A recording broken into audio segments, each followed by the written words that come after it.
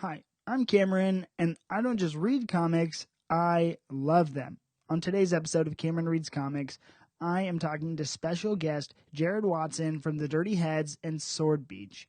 You may know him as Dirty J, but I just know him as Jared. I've wanted to have him on for a while now, and we finally worked out the perfect comic for him to read, The Private Eye by Brian K. Vaughan and Marcos Martin. This book was originally published on an amazing online platform called Panel Syndicate. This is a name-your-price digital comic publisher, meaning you can totally, legally read this story and a bunch of others for free. So, if you want to read this story in its entirety, go to panelsyndicate.com and click Buy Now. I included the link to the website in the details of this week's episode. This is an amazing site with some of the best collaborators in the game. Two titles that I'm looking forward to reading are The One You Feed by Donny Cates and Dylan Burnett, as well as Friday by Ed Brubaker and Private Eye artist Marcos Martin. This may sound like an ad for Panel Syndicate, but it's not. I am just such a fan of free comics, and I think that more people should be using this platform. As always, there are going to be full spoilers for The Private Eye by Brian K. Vaughan and Marcos Martin. And remember, go follow me on Instagram at Cameron Reads Comics, and make sure to leave me a 5-star rating and review on iTunes. Now, here is your episode on The Private Eye.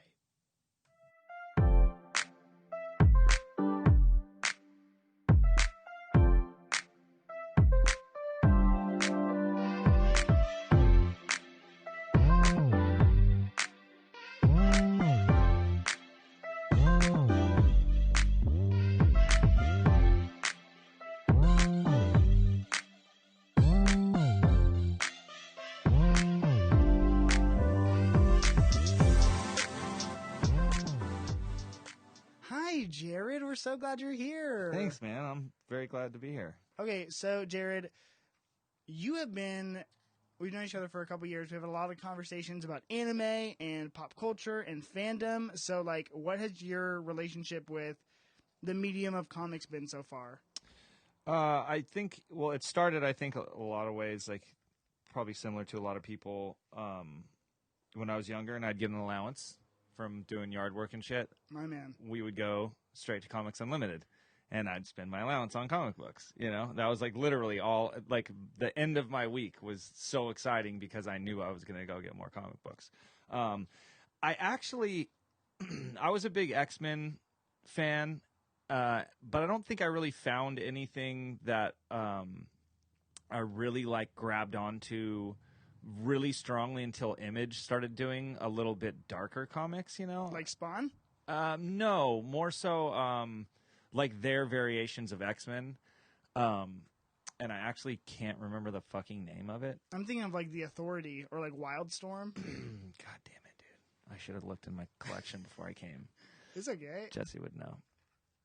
I can't remember. It was their version of X-Men. Image Comics, it was the first version where they had their team. I don't know. People out there will be judging me, but they'll know. Okay, good. I can't recall either, so you're Here, no, let me look it up because now it'll bug you. It'll bother me. But you sent me questions and stuff, and I was like, I'll glance over these. I'm just gonna go in blind. I don't need to have a. But it's funny. Some people really need the questions, and then others, like Jesse, doesn't need them at all. No, I don't need them. He's like, catch me off guard, and I'm like, okay. Youngblood, dude. Oh, Youngblood. Yeah, boy. Oh, man. Those guys are all now into freaking, DC continuity. Really? I was just reading an issue the other day where Batman was fighting Grifter. Bro, Youngblood was it seemed so new. Image Comics seemed such new, rebellious kids on the block. They were the cool kids. Yeah. DC and Marvel was yeah, we've been doing it forever. And it was it. And then Image came out, and I was like, what the fuck is this? Yeah. Even Max. And fuck, man. And then obviously Liquid Television was really cool, and Aeon Flux and all that stuff.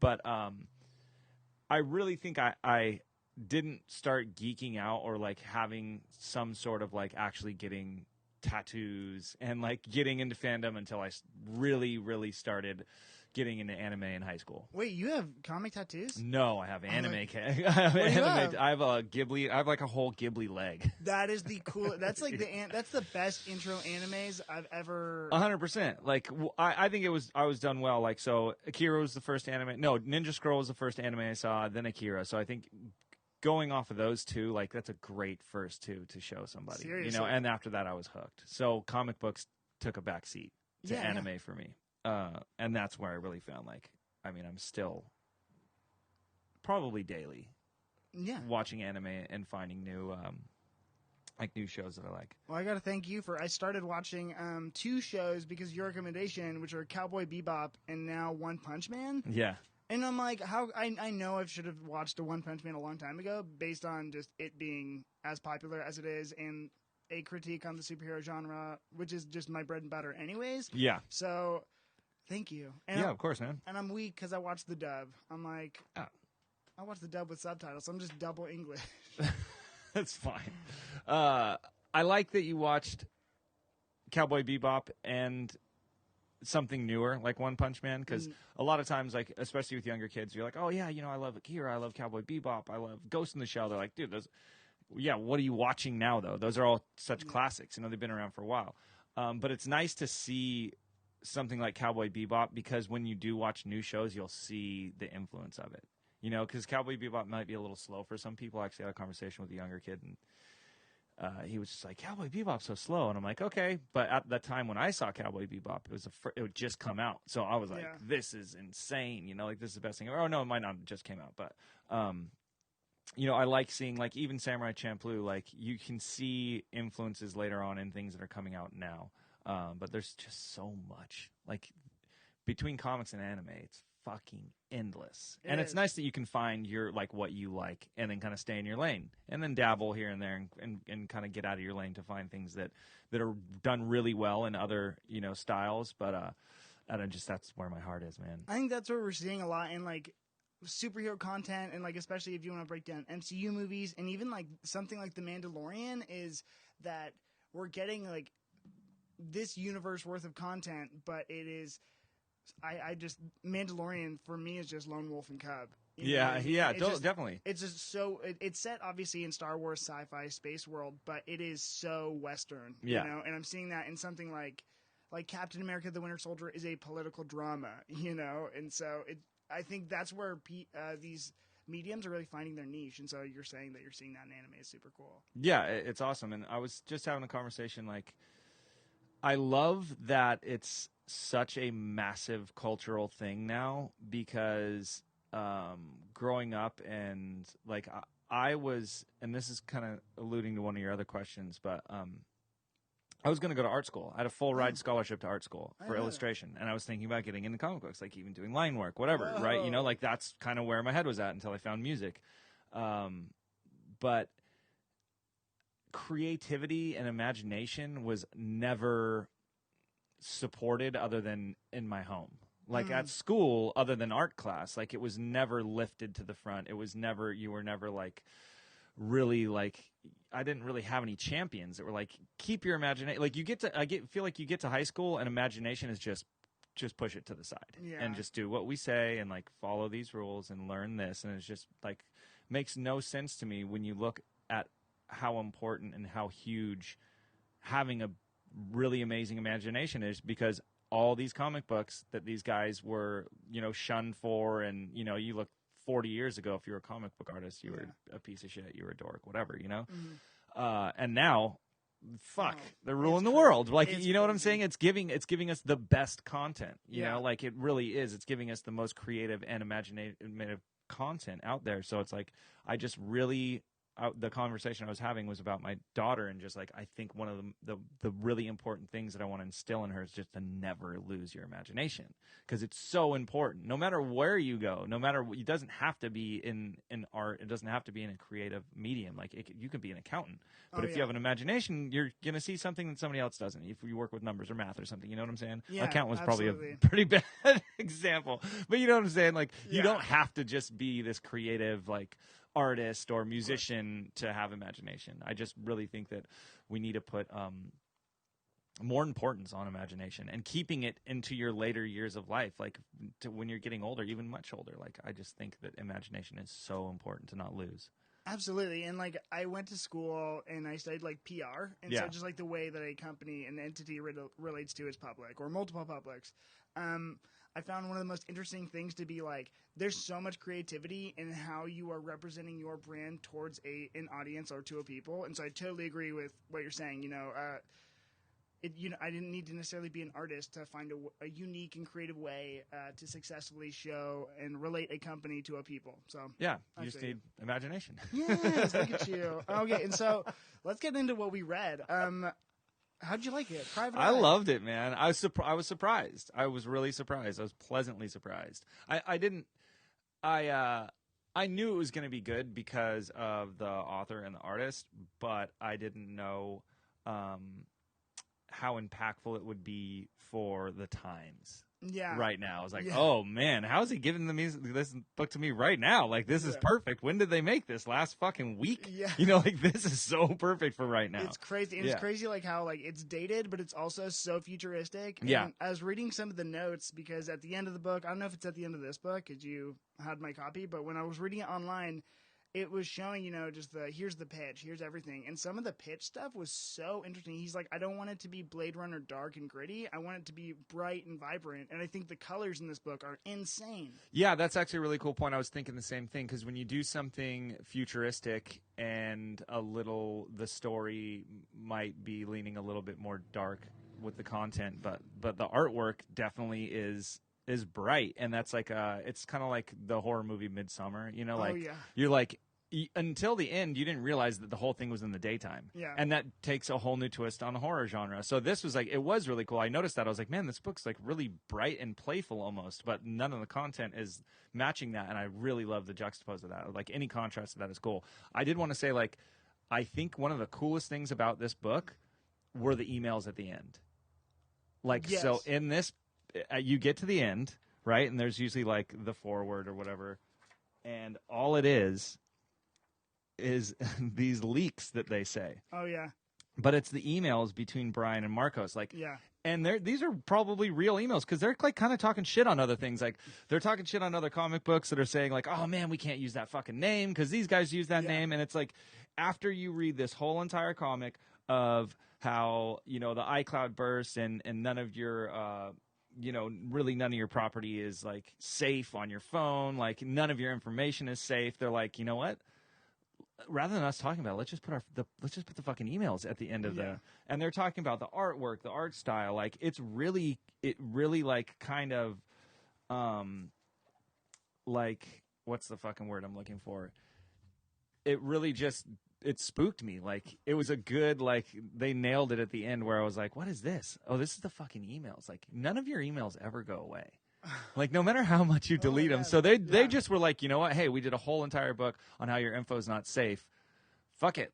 Let's put our interactions about this and how we made it towards the end, which I think was like just so huge, and it made the story so much more impactful. The fact that they were so honest with just throwing their emails at the end of the book. Yeah, and actually, what's so funny about Brian K. Vaughan is that and actually it ties into another thing I wanted to say, but you were the one. Okay, so I'm even reading this text because you got Jesse into Saga, and Saga is what really introduced me to indie comics, and that's what got me obsessed with Image, and so now I'm reading a bunch of stuff. So what I realized about Brian K. Vaughan and just as his process is he spent so much time in the tail end of Saga. They had informational notes like that, but he spent forever trying to figure out the font of the Saga logo. And he's like, you can see that in those details, and even it shows how many times he tried to come up with a title for this. Cause he's like, was it Masks? Was it, he had another one. I forget it now, but it's in there somewhere, but he's so thoughtful about, I guess, how it's branded and just like what it is going to be. Yeah, Masks was taken, and they're like kind of bummed on that. And then Private Eye, Private Investigator, they land on it, but it's like just like this. Like, shit, I really liked panel 1 too. That's just about perfect. Sucks that it's taken. I love the idea behind Kumis. I just think it sounds like a silly Muppet character. Like, he's talking shit. Like, that's so like you wouldn't normally show your fans this stuff, and like it's just like I said, it's so impactful that they're being so honest and they're just kind of exposing themselves and how they got to where they did with this book after reading the fucking story about the cloud breaking and everybody's shit being leaked. I mean, look at there's Secret Society, that's what it was. Yeah. That's what the other name was. How did you feel actually about the format of this book? I didn't like it. You didn't like, okay. Like literally this? Yeah, like how this is like what? It's the hardcover 14 inches this way and 8 inches this way. Yeah. It's the first thing that I it's cool for the artwork, right? And like I love that you get these bigger pages long ways like this or vertical. Horizontal. But like holding it and reading it, it's not comfortable. Yeah. Like holding it like this is not comfortable, and like having it on your knees like this is not comfortable. I kept thinking like, dude, this looks really cool, but this is kind of a pain in the ass to read. It's not functional. Want to know why it's not like that? So this comic is actually released through Brian K. Vaughan's. I think it's his website entity called Panel Syndicate. So this comic is free to read online. And they have a bunch of really awesome comics that they can read online for free. You can literally, it's name your price. So you can just, I want to read this right now. I can get the PDF and you just type in 0 and you can get it for free, or it's whatever you want to donate. And so this was one of the first releases on that website. So this entire thing is meant to be read as like on your computer screen. Oh, that's cool. And so that's why it's like, and so now I've read it. You and I are kind of opposite because I read it like this with the hardcover, and then I obviously reread it for this on the computer, and I like the hardcover format way better. You did. It's just crazy, too, because like every page you're looking at, now think of it going just top to bottom. You know what I mean? Right. It just feels weird on my lap. Okay, so... Okay, sorry, Marty. Okay, what did you think about the idea of the cloud burst and then everyone wearing a mask? I think it's genius. I think it's a really good take on kind of what's going on today, and like even like just between like people's shit getting hacked and like the fappening and like just a bunch of celebrity sex tapes being out, like how crazy it is. Like think about like fucking 20, okay, let's say like 30 years ago, if you're like, hey, the majority, 90% of all these super hot celebrities, all these chicks, all their sex tapes are just you're gonna be able to see all their tits, all their pussies. You're just gonna be like, what are you talking about? Like, never gonna happen. Like, that'd be insane. And then cut, and you're like, you want to see that chick's tits? Here you go. It's fucked up. Like, it's fucking spooky, right? So this book like really gets into that. Not only just like, obviously everybody's obsessed with fucking sex and seeing people's titties, but if all your information and all your dirty secrets and your fucking porn history and every text you've sent somebody, like, I don't have a guilty conscience. I'd be like, take my shit, like whatever. Yeah, I fucking watch weird stuff. I got nothing to hide. I'd more so laugh about it, but I'm sure there's a lot of people out there that would, and it's scary that it's so truthful and that could really happen, right? Yeah, we're going to find out that 90% of your porn is anime because you're that into it. Surprisingly not. But I mean, sometimes you just kind of walk down that hallway. But we're in a time right now where it's so close to the truth. Like, it's so close to happening. Obviously, it's more interesting, and as a graphic novel, they want to make it more interesting, and everybody wearing the masks and things like that, because identity is so important, and like having the paparazzi be the police. Like, I still, maybe you can explain that to me, because it still doesn't make any fucking sense to me. So, like, I don't understand that, but let me finish. Like, the idea is, like I said, it's so fucking spot on for what's going on right now, and that it could happen if somebody hacked and everybody's shit was out there, which I feel like can. Yeah. Like, they can. I feel like it's kind of already happened. Like, I think of Jennifer Lawrence, like, her nudes being leaked because someone snuck into her cloud, and it was like they can get anybody's shit. Yeah. They just haven't put every, however... I mean, I don't know, 7 billion people all have cell phones and computers, but a lot of fucking people. Yeah. And so if everybody's shit got put out there, I don't know. I don't think this would happen. Obviously, I don't know if people would really give a shit as much, but like who would you look up? Oh, you're Like, not- who would you look up first, right? Like, that's what I thought. I was like, Like, I didn't think there's nobody I'm not that type of person who was like, hey, everybody's info is out there. You want to go snoop on somebody? I'd be like, not really. Like, I don't know. I don't really give a shit. But, like, who would you go and be like, okay, I'm going to look up this person's, like, whole entire text history, whole entire email history, like, what they're watching, their web browser history. Like, is there anybody you would go spy on? No one, like, I don't want to, like, look up any, like, weird, like, nude shit. Like, really, because that's not even, I've not thought about that question until now. So I really just think my favorite creatives. So, like, I'd think of, like, Aaron Sorkin. I'm like, what are you watching? That's cool. What are you reading? I'm like, I just want to know, like, what are you exposing, like, yourself to? And, like, how can I put myself in that frame of mind? Paul Thomas Anderson is one that I just love. He did, like, There Will Be Blood. And Sam Mendes, number one. Sam Mendes. Or Sam Rockwell, because I love Sam Rockwell. Sam Rockwell is very underrated. Hannah and I went on a rampage in the last 2 weeks talking about how much we love Sam Rockwell. Well, she had told me that she's like, there was never any movies where he's the lead. And I was like, have you seen Moon? It's two Sam Rockwells, and they're both in the lead. Like, go watch Moon. It's great.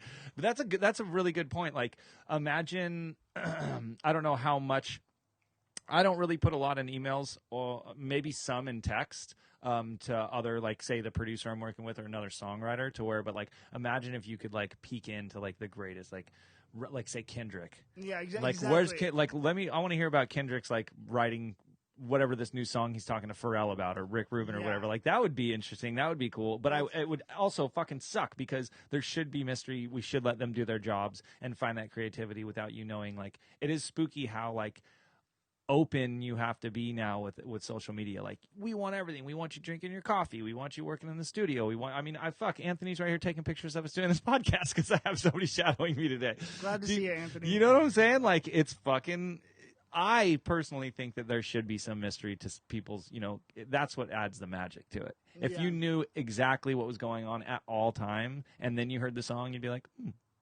right. okay, cool, Yeah, or this is great. They really landed it. But if they didn't land it, you'd be like, oh, well, I don't know. Anticlimactic. That's a very that's interesting. That's probably what I would do too. Is just like people that I'm really into, that, like, creatives, like, how the fuck did you write that movie, or how'd you write that book, or how'd you write that song? Like, let me go look it up. Was there any, like, retro future stuff that was going on in like the scenery that you, like, loved the most? Like, what made me write this question is when they were like, oh, here's a Virgin laptop, and it's like one of the old MacBooks. The, like, bubbly bubblegum girl pink Apple. Yeah, that was so funny. I really liked the millennial grandpa. Oh, he's so like, cool. What a fucking genius idea for to have something set in the future, but then take a stereotype from the past, but it's a stereotype that we're in right now. Yeah. Like a young, like, it's not, nobody thinks of it as a stereotype because we're all, I don't know. It's just it was so funny to have this, like, old guy with all these fucking tattoos, and, like, really just wanted to keep hooking up to Wi-Fi, and, like, it was like, he wants to. It's like, that's how I'm gonna be. That's how I'm gonna be when I'm a grandpa. Like, I thought that was really smart. I loved the, like, weed, cigarettes, all things that I think are gonna happen. Oh, like, yeah. So it's just little hints like that I thought were really great. There were some that were pretty funny too. Like, all the hospitals were, like, Schwarzenegger, like, medical group.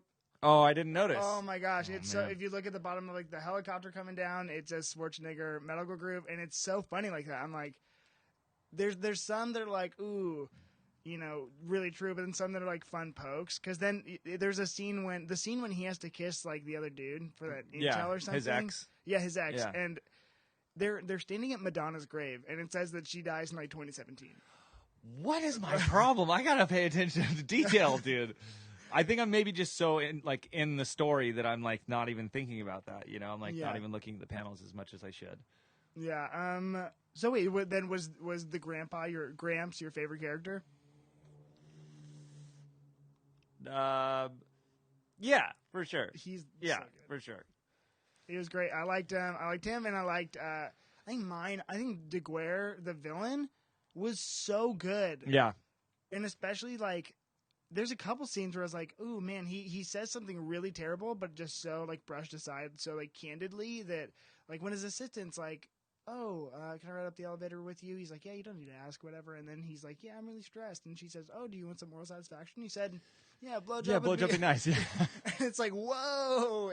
Or like then when his like assistant is talking to him, he's like, oh, I don't know if you noticed, but there's cameras in the TV that are looking at people. He said, oh, did you tell anyone? He says, you're the first person I came to. And then he just smashes his head up against the table. It's like, oh, man, you're scary. Yeah, I think it's all, like, just setting up that, like, position of power. Like, they're just really showing how fucking powerful this guy is. And, like, he can do whatever the fuck he wants, you know?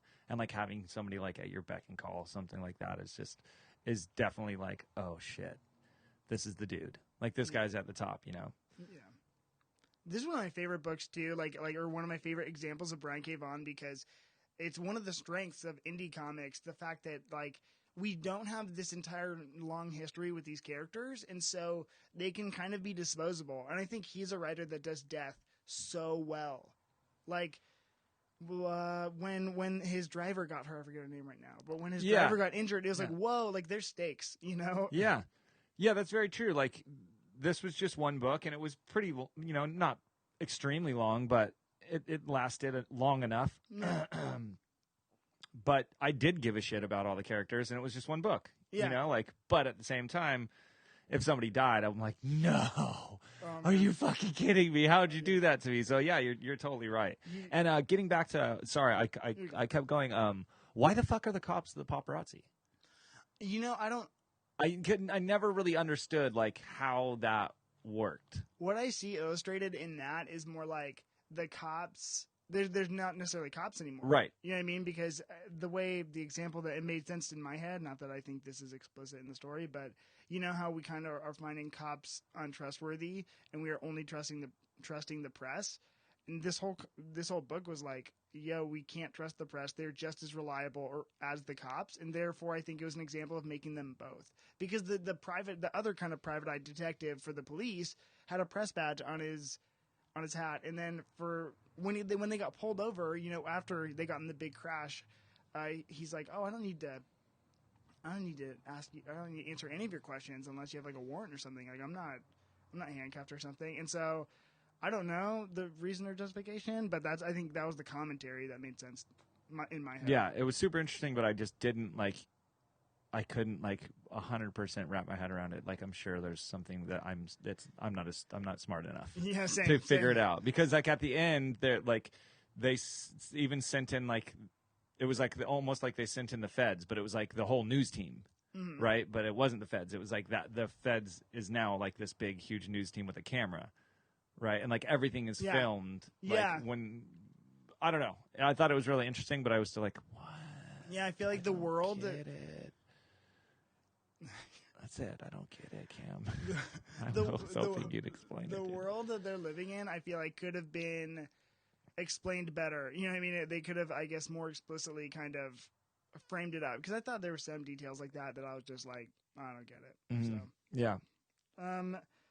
Yeah, no, I want to make a big shout out to his apartment at the very beginning when he has like the Maltese Falcon poster and like all that cool stuff going on. I just like, it's like retro, but it's modern still. Yeah, I did like that. I did notice all that shit. I'm like, oh wait, did you get, talking about anime, I got such an Akira Neo Tokyo vibe from, especially like when he's jumping off the roofs in the first opening. Page. Yeah.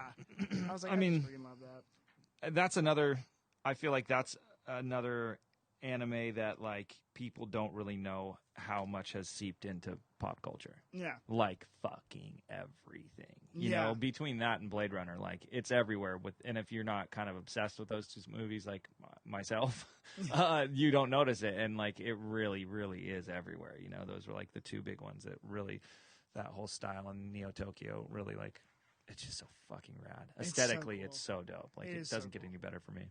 Yeah, no, I really. How'd you like their coats? Like, if you a question I was thinking about asking, I was like, number one, I love his dream coat. I think so rad. If they had one, I'd wear it. Like, I think it'd be a great Halloween costume or a good cosplay. I love the masks. I love that made it really interesting to me because everybody could just be wearing ski masks or whatever. But the fact that like rich people could get these hologram masks, poor people would just have the Halloween mask. Like that was a really cool. I think aesthetically for the art style that looked really cool, but that was a great idea because people can have new identities and like I feel like a lot of people would be down like if it was more acceptable to dress up. Yeah, yeah. You know what Yeah, I'm saying? literally. And like they're, like I said, imagination, like their inner like superheroes or whoever they wanted to be. Like, I'm not going to go to the Renaissance Fair and dress up. I'm not going to go to Comic-Con and dress up. Like, Yeah. because my friends are going to make fun of me in this. Well, you know what? You have to have a costume. You have to have a disguise to go outside. So you want to wear a ski mask? Or you want to wear something fucking cool, like a tiger head and a big fucking trench coat. Like, people would be like, fuck yeah, I'm going to look dope. I'm going to find some cool shit. Or the fish. Like, I love the fish head. His friend that was so scared. It's just a goldfish head. I'm like, this it's is like so the good. librarian. Yeah, exactly. And I loved that whole, like, chapter or two about the library and, like, getting information and everything's there and they're kind of the gatekeepers and shit. That was really cool. Yeah, and you know what it kind of... In one of the early pitches that he was writing about, what he said was that this is... So instead of going online to be these multiple faces, you know what I mean, learn about these weird groups or learn about or be a part of the, you know, whatever, you go to church on Sunday and then you're in the weird freaky cult or sex dungeon Facebook group. Instead of going to the internet, you wear a mask or a different mask in each of those groups and you can experience that in real life. And I think that was what was happening. And I was like, I didn't know if I completely understood that based on them wearing masks, but them going deeper into it, I think I got afterwards. Well, what I got from that is I wish the world was a little bit more like that, but you didn't have to wear a mask. Right. Like if you want to go to church, but then you also want to go do some weird sex stuff in a dungeon and you know, I think people should be more sex positive or just more positive towards anything, no matter what you want to do. If you want to go fucking dress up like a clown and throw gummy bears at somebody's butthole, like, hey man, cool. But that shouldn't fucking matter. Like, you know what I'm saying? That shouldn't matter what you want to do on Thursday and what you want to do on Saturday. So the fact that you can be yourself, these masks are allowing people to be themselves. It's cool, but at the same time it's like, oh, shame. Yeah. Not a lot of people can do that. You know, they can't go to church. Church is such a bad thing to say. Like, that was, exactly. I'm like, no. But it makes sense. Fuck, man. Like, it's okay. I just mean like, belonging to groups. Yeah. What would your mask be? Damn. I never thought about that. I'm like, okay, like, I don't want to be silent. I really like the henchman masks, like the old retro gas masks. Those were so cool. Shit, dude. Oh, all right, I'll think about it. I don't know, because that's like a big question. Or I'd like be like Nightwing, or actually I have red hair, so probably like Kid Flash, like with the yellow pretty much, but the hair sticking out. That'd be me. Strawberry shortcake. I mean, that'd be dope. That's what I meant. Did I say Flash? I meant strawberry shortcake. Yeah, fuck, man. I don't know. We'll get back. I really like the dream coat though. I think I definitely have some sort of hood. I'd just be rocking a hoodie all day. Yeah, we're rocking a hood right now. I'm wearing a hoodie right now. Okay, so what about the art? Or what was your favorite panel? I liked the beginning. I really liked because you didn't really other than the cover, like I didn't get it. I was like, well, okay, there's a bunch of different characters. Maybe it's just like some different. I thought maybe it's a different planet, and these are all aliens. Yeah, I didn't know. And then once I got to after the first chase scene, which I thought was really interesting because it kind of like really it kind of explains a lot between I was like, wait, is he a paparazzi? No, the paparazzi's chasing him. Wait, he's a private eye. Okay, cool. I think after this chase scene there is a panel where right here before the title where everybody's walking around LA in their masks. I think that was one where I was like, oh shit, okay, these are humans, these are people, this is what it's like. And then you kind of like I wanted to go check out like everybody's masks and everybody's costumes and stuff. So I really like that because it gave me a lot already just within the first chase scene and then revealing like kind of that this is how everything is now. Everybody's dressed up and shit. And then it explains it pretty much right after. Yeah, and I really, really, really like this artist too. One of my favorite descriptions of his work is a guy who used to write Spider-Man named Dan Slott. He said he just draws the lines like just enough, only the lines that need to be there. And I'm like, ooh, and that's really what I feel. It's like super minimal as opposed to, you know, for example, your Youngblood stuff where it's just such hard lines, such hard details, everywhere. And so these ones are so minimal and they're so good. This is actually this pair of creators are two of my favorite people to work together. Yeah. Is this the artist from Saga or the writer from Saga?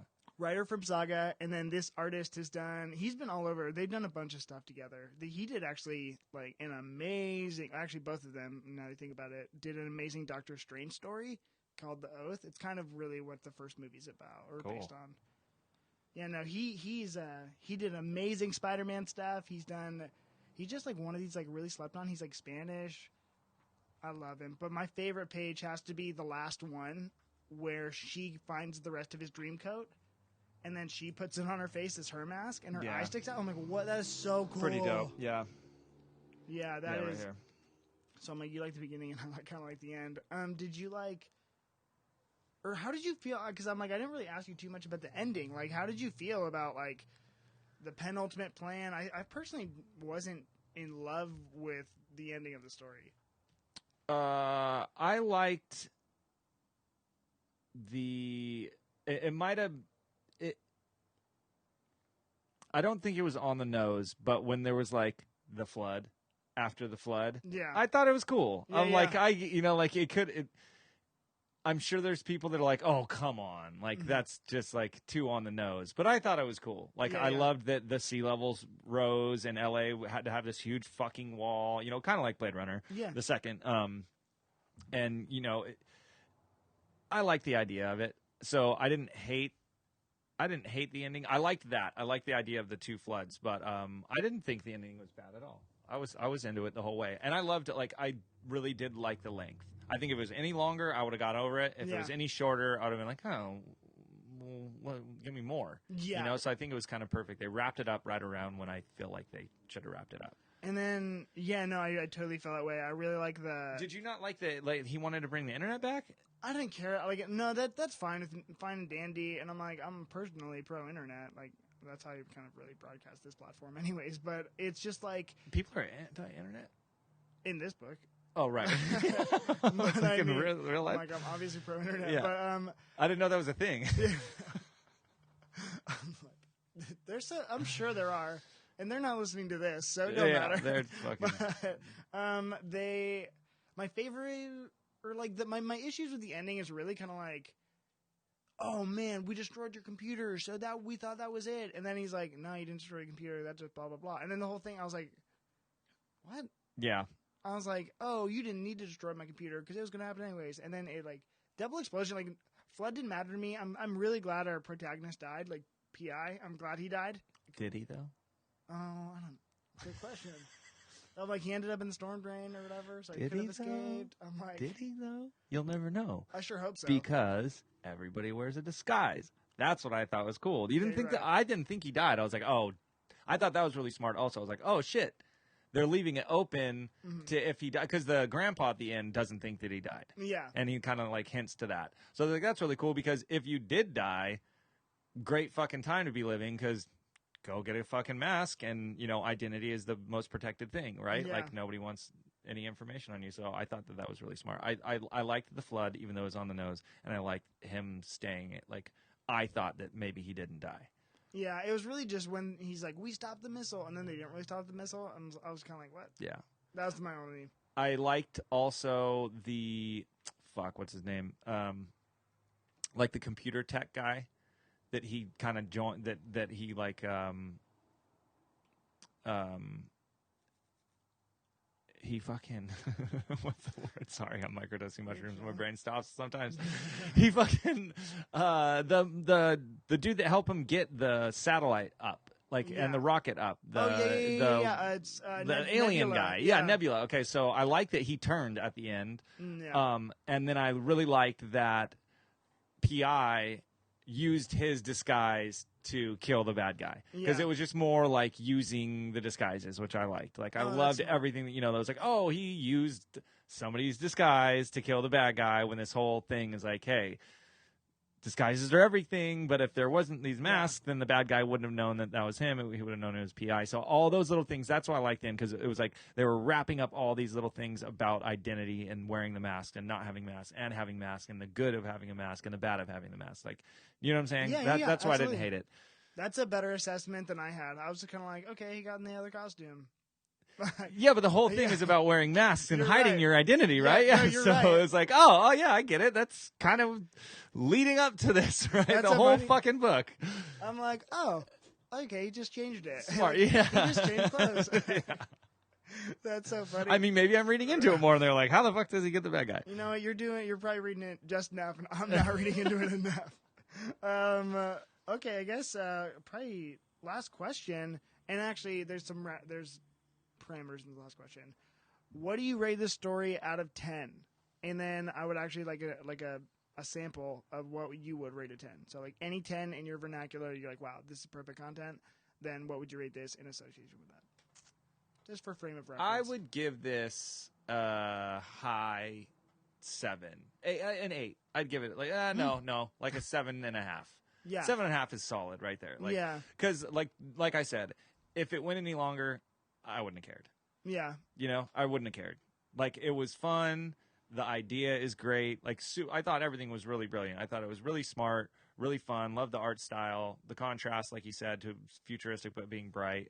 Like, Yeah. he looked fucking super cool. I love his fucking hood. Like, everything, little things like that. And I guess, I mean, there were so many little things that I didn't even notice.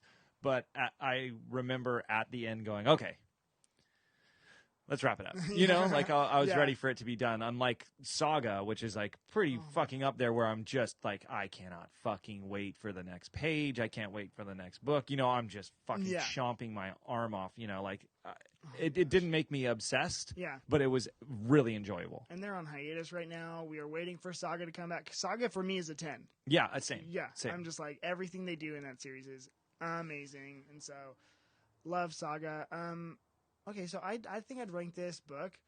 I almost went 6-ish, but I'm like, it's better than a 6. I think I'm going to give it 7.2 because the art is so amazing. Like, the imagination that Martin like gets to use in this world building, and he just kind of gets to go off. That's amazing. Not my favorite Brian K. Vaughan text, but it's, dude, every time you read something of his, it's a banger, no matter what. So 7.2, above average, great fun read all around too, though. And so it was good. I don't know. Some of the plot holes were just a little too glaring. And then actually I want to ask you before we head out is Sword Beach. Will you just kind of tell me about like what initiated that idea of Sword Beach? You got that new song, it's Happy Pills, and it is so good. I listened to it 3 times on the way here, not even kidding. Awesome. Thanks, man. Yeah, so Sword Beach is like my like just extremely gluttonous project, right? It's like everything that I love, everything that's like made me who I am. Like with the Dirty Heads, we knew what we wanted, and that's already established, right? And then so you write all this music and you build this community, and you put out all these albums, and I love it to death. I love the Dirty Heads. I love our fans so much. But it's like painting one style, even though we get a lot of freedom as our band. We have a lot of freedom. We can do hip hop, we can do reggae, we can do more folky stuff. Our fans allow us to kind of move around a lot with the genres that we have, but nothing like with what I'm doing with Sword Beach. Sword Beach is my solo hip hop project. It's just straight hip hop, the hip hop that I like, you know, and it's just like this very self-indulgent project where I'm taking, you know, like I don't care who's done what. I don't care what artwork has been done. I don't care that, you know, SoundCloud rappers think anime is cool all of a sudden. Yeah. You know what I'm saying? Like, It's I'm definitely one of those, like, cool. I'm definitely like one of those bitter geeks that's just like, fuck you, like hipster, but I'm like, I like that shit and I used to get made fun of before you liked it, you know, like, so I'm using like a lot of inspiration from that. I found this one artist named Mao from Portugal, I think.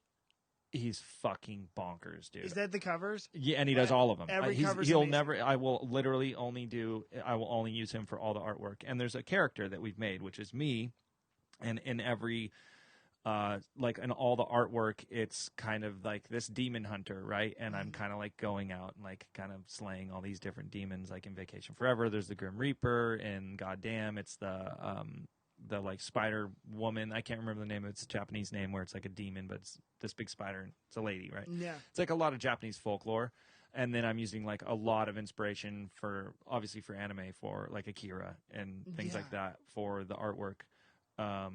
Oh, especially on the newest one because you have the blue red pill. I see. Exactly. Yeah. Good for health, bad for education. Yeah, exactly. And you're wearing a mask. All right, let me just say that ties into Private Eye. There you go. Did that. I made that connection in my brain. Yeah, and then on the music, like I just want like just hip hop that I like, that I would like to listen to, like a little bit of boom bap, like a little bit of current stuff, like a lot of like new sci-fi, like futuristic shit, like what I think it's gonna sound like in 3000. You know, like a lot of inspiration from Blade Runner, a lot of inspiration from Space Odyssey 2021, like just all the things that I loved growing up. Like, Yeah. and I don't care that they've been done. Like, I know music videos have been done based off of Kira. I know that things have been done based off of Space Odyssey, and everybody Yeah. bites Blade Runner. I don't give a fuck. Yeah. You're not doing it like I'm doing it, you know, Yeah. and you're doing it because some really creative director had that artist do it. I have a Yeah. great idea. You know what I'm saying? Like, this is just all personal. Yeah. I'm doing everything on my own. All the art direction. I'm talking to Mal doing all the art, even though I could let him do whatever the fuck he wants. He's fantastic. But yeah, just like I said, it's just like a very self-indulgent Good. project that I can do outside of the Dirty Heads. Yeah. And it's Sword Beach Music on Instagram at Sword Beach Music. Go check it out. Yeah, it's really great. And I'm really not just saying that. It's just like, man, especially that new song is just a bop, man. Did you see the comic book panels that we made? No. Oh yeah. What? And We also, actually, so we're gonna try the whole goal of this is to have each song be kind of an episode or a chapter, or and then we're having panels made for each song, and the protagonist, which is the character that you'll see. At the end of each 12 songs, we'll have a little comic book made. yeah, it's awesome. Just a 12-page comic book Look at that will come with that. the vinyl. Yeah, Oh my gosh, yeah. it's pretty rad. We'll definitely have to come back and talk about that because Yeah. that's obviously right up my alley. Yeah. And so I'm so hyped, and I wanted to give you that outlet to my very few followers. But You're the guy. Go check out Sword Beach. And remember, go follow Cameron Reads Comics on Instagram. What was it? Cameron Reads Comics. Cameron Reads Comics. Just all one word. Yeah, we baby. say Cameron Read Comics. I'm like, Slow down, dude. I know. I've said it a lot. Cameron Reads Comics. That's it. And then go maybe leave us a 5-star rating and review on iTunes. That would help me out a lot. Stay tuned next week for my buddy Jack to go over Batman 3 Jokers by Jeff Johns and Jason Fabok. It's brand new. You're going to love it, and it's so good. So much Batman, dude. that's why I didn't have you on. Actually, much here's the one fucking bonus Batman. question. When I was giving Jared all these recommendations, I was like, hey, maybe I'll read you the Batman book. Maybe I'll get it. And he's like, no, none of that. You said no I Batman. said no Batman, no Spider-Man. Yeah, okay. I just think I said no Batman, no Spider-Man. I'm sick of it. There's so many. Okay. There's too many movies, too many books. Oh, you know what? One more recommendation for anybody out there that likes Saga. If you like Saga and you kind of want a different, and you like the story and that odd romance, Tokyo Ghost is really good. Oh, yes. Tokyo Ghost is dope. I was going to recommend. There's a lot of similarities in that, right? I was like, oh, but it's cool as fuck. Yeah. And a little bit more violent. I haven't read Tokyo Ghost It's all great. the way yet. It's great. I love, well, number one, that writer, Rick Remender, amazing. That artist, Sean Murphy. Sean Murphy's so sick. Insane. I actually got a Sean Murphy Joker action figure. I know, I'm sure you do. And I still in the box. So, alrighty, guys. Thank you, Jared, for coming. We're so glad to have you. Yeah, man. And we'll see you next time. Bye.